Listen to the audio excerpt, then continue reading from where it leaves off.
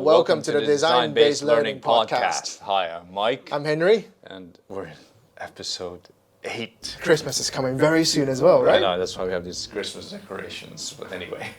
That's pretty good, isn't it? But anyways, why are we here today? I don't know. Why are we here today? Again, Friday, coffee. Coffee, and then your favorite teachers are asking you questions again about design-based learning. And what's the big question they're asking you now? The big question was they're trying to do design-based learning in their classrooms, but they came up with a question.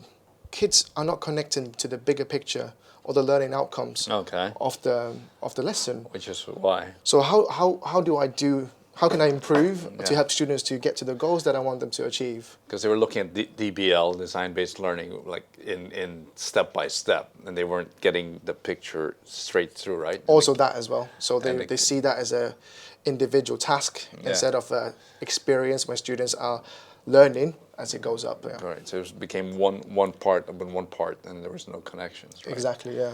So what's the suggestion now? So we have to look at how we switch from being a teacher into a facilitator when it comes to design-based learning. So facilitator, what does that mean? So you're trying to ask questions to help kids to get to where they want to get to. Okay. And this facilitation techniques is something that it's so easy as well at the same time, but it could be very hard too.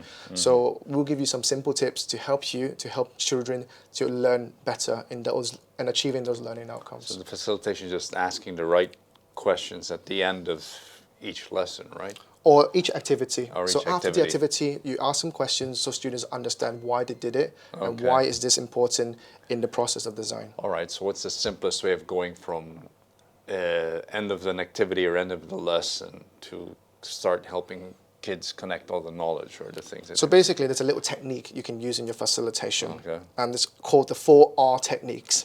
4 R's. 4 R's, yeah. 1 R, 2 R, 3 R, 4 4 R's, yeah. What's the first R? I don't know. Review? What does it mean? Review is to view and so look at it again. So basically, review the entire activity or the process that student just went through.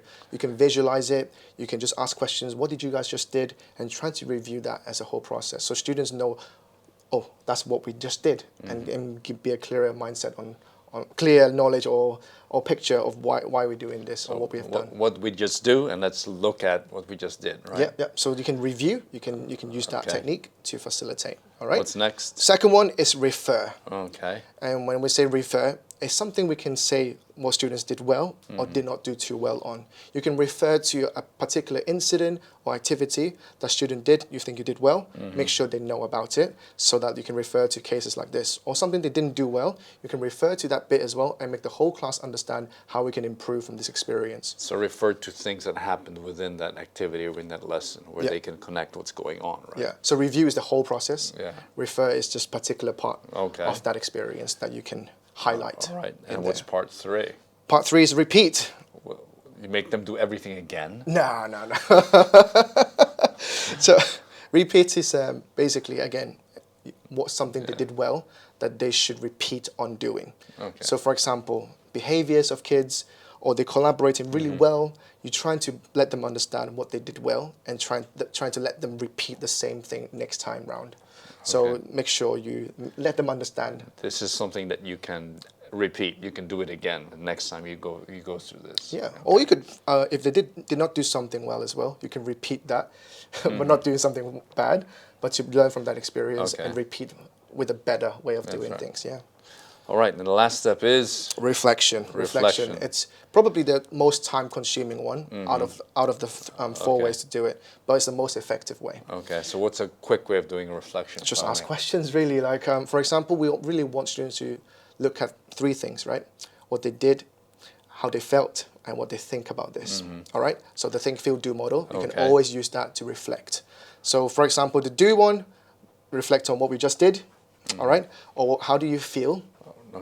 When you did this activity, trying to unpack those feelings in there. And if you have no time, what's the best way to do think, feel, do? Just one word, right? Or what? You could one word, so roller coaster checkout, some one word answers so that everyone get an opportunity to reflect on it too. And as facilitator, you don't have the responsibility to think about what to debrief on, but actually just by asking students, they can own that conversation and own that kind of like reflection. So very simple technique of just saying, okay, what do you think?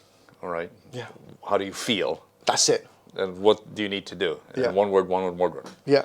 So basically you're telling me within 1 or 2 minutes, we can finish the whole debrief activity. Yeah, so students with this debrief four activity they will understand why they did this goal, why did they did this, and they know that what might need to come next for us to learn more about this. So you're kind of bridging between two activities, and you can make sure students understand the process and have a very clear instructions how they can get to the goal by the end of the lesson. So this is a very simple technique, and they can do it within 1 or 2 minutes. Yeah, so make sure it saves time in the lesson by the end of it.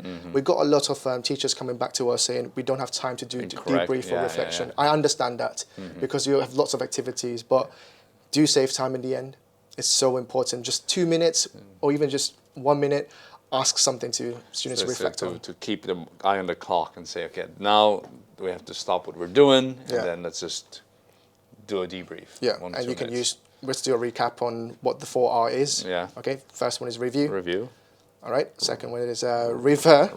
Refer To particular good things about the lesson. And then repeat. Repeat. What could be repeated for next time. Yeah. And lastly, you can do reflection, asking them what they think and how do you feel when you do this project. Okay. Yeah, so sounds good. Make sure you apply these 4R techniques in your next facilitation. Yeah, after each lesson or activity, you can do this, and it'll help connect one to the other, and hopefully they get the big picture. Yeah. That's the idea. That's to get the big picture. All right, so that's it for episode 8. Connecting to the big picture. Connecting to the big picture. All See you guys. See you again. Merry Christmas, everyone. Merry Christmas. Bye-bye. Bye-bye.